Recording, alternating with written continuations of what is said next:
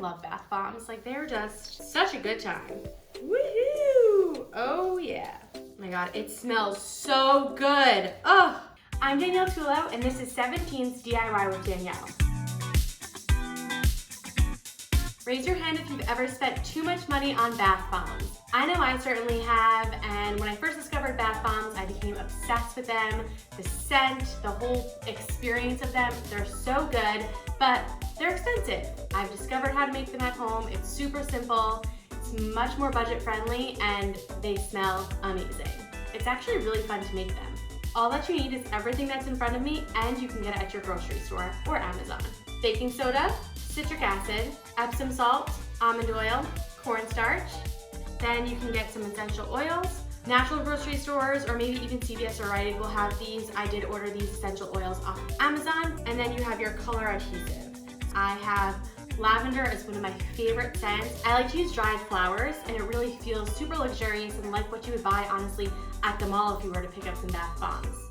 Okay, I'm ready. I have a bowl and I have a whisk, and I'm gonna combine all of my dry ingredients together. First, we're gonna start with the baking soda.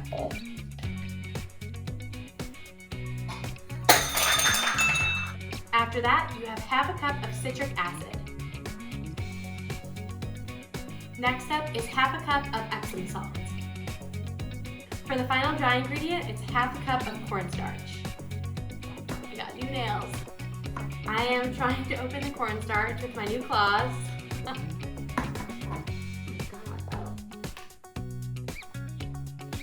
Now you're gonna whisk it all together just to make sure they're nice and mixed. This next step is totally optional, but I like to do it because it makes my bath bombs feel extra fancy. I add dry flowers. It definitely makes it smell better, and it's pretty affordable. I got a pack of 10 different dried flowers for $10 online. So I'm gonna use the rose petals because I wanna go for a more floral, rose-scented bath bomb this time around. I'm gonna add about a handful of these dried roses.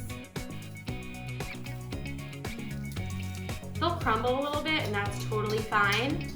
You want that so that you can get enough of them into all of your bath bombs. It feels very lush when there's a bunch. It feels very fancy, like you bought this fancy bath bomb, even though you made it yourself. Dry ingredients, done. Now is the fun part. We move on to the liquid ingredients, which means picking out your scents, deciding on your essential oils, your colors, all the good stuff. A bowl for my liquid ingredients.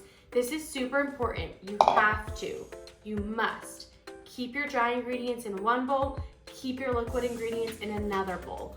Then, when the liquid ingredients are ready, you can slowly bring them together. If you do it too quickly, it becomes a mess. It's fizzing all over the place. It basically is like a bath bomb in this bowl. Trust me, I've done this like 1,000 times. Mix it slowly. First up is almond oil. Almond oil is important for two things. The first thing is that it will make sure that it holds all of the ingredients in the bath bomb together. Obviously important. Second, it's hydrating, so it'll be really nice on your skin in the bathtub. So I'm gonna put in 1.5 tablespoons of almond oil. Next up is just water, and I just use a tablespoon.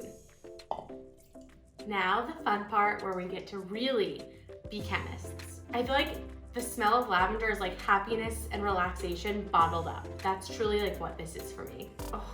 12 to 15 drops, just eyeball it. Nothing happens if you do too much, but I think it'll just be a little overpowering. So you wanna just use your best guess. Smell it, see how it's going. This smells really delicious. That's perfect. Last up is my coloring pigment. This is not actually necessary. You do not need to add this by any means.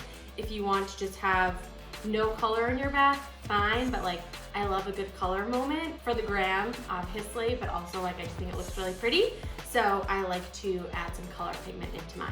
So I'm doing a peach color, which I think should come out a bit more pink. Okay. You could also use food coloring if you don't have this. Color pigment is just, you can use it literally on food. You can use it obviously in bath bombs. So it's slightly different than food coloring. It doesn't stain as much, but you can use food coloring if that's all that you have. I have my dry ingredients, I have my wet ingredients, and I have my bath bomb molds. So what I'm gonna do now is I'm going to take my wet ingredients and very, very slowly put them into the dry ingredient bowl. You're gonna hear a little sizzle, there'll be some reaction, and you just wanna make sure that happens slowly, otherwise it becomes a mess and you basically have a bath bomb explosion when you're not ready for that. You can see it's already like sizzling up a little bit. We're gonna add some more. Oh, there you go. So you don't want all of that to happen at once. You wanna make sure that they can mix all together. Now it's starting to really look like a real bath bomb, which is so exciting. Oh my God, it smells so good. Oh, I love bath bombs. Like they're just such a good time. Woohoo! Oh yeah. We have bath bomb mixture. This is ready to go. We are ready to put this in the mold. Texture is super important right here. You don't want it to be too wet, you don't want it to be too dry. You want it to be just in the middle, otherwise it's not gonna work. A trick that I like, I don't hear any fizzing. If you can hear fizzing, you've gone too far. You've added way too much oil or water or something that already activated it and basically made a bath bomb in your bowl. Not good. These are my bath bomb molds. You can get them on Amazon. They're perfect, they're easy to use. So you want to entirely fill them both up, and then when you bring them together like that, you're gonna hear them kind of click, okay? Like that. It'll feel good, like you'll feel the click and you're like, oh yeah, I'm making a bath bomb. Like it'll feel really good. Now you need to wait 1 minute until it's done. In that 1 minute, you can sing a song, you can tell yourself a funny joke, knock knock, who's there? A bath bomb. You can sit awkwardly in silence. I'm doing this because it loosens it from the edges, so once it's ready to go, it'll be able to pull apart super easily. Oh my God, the color of this is just magnificent. I would paint my room this color. Like it's such a perfect shade of pink. Hear the crunch, hear the crunch. Oh, this is so satisfying to do. Feels like a fun science project. Crunch just really gets me every time. So this is enough for 4 bath bombs. You're definitely gonna have some left over, but this isn't enough to make another one. So what I like to do is actually put it in a jar, and then I can just sprinkle that right into my bathtub. Now, the last step. Again, I'm gonna get my spoon. Pretty! Oh, God, it feels so satisfying! The DIY bath bombs are done. These are rose lavender bath bombs. That's what I'm calling them because I use the rose petals and the lavender essential oils. They smell amazing. Now I have to wait 24 hours before I can officially use them in my bath. So let them sit overnight and then you'll be good to go. It's been 24 hours. These are good to go. I'm gonna go take an amazing lavender rose bath with my homemade bath bomb.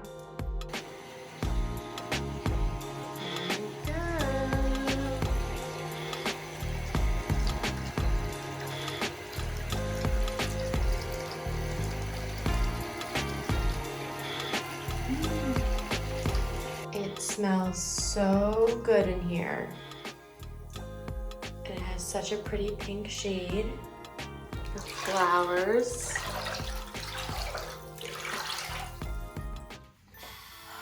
You guys, that was amazing. I am so relaxed and just zen and perfect right now. You need to make these bath bombs. They are so good for yourself, for someone you love, and you want to give them a great gift. Cannot recommend enough. Easy and fun, and also so satisfying. And they smell amazing. Like right now, it still smells like a spa in here. If you love this video, smash the like button, subscribe to 17 on YouTube, and comment below for what you want to see next on DIY with Danielle.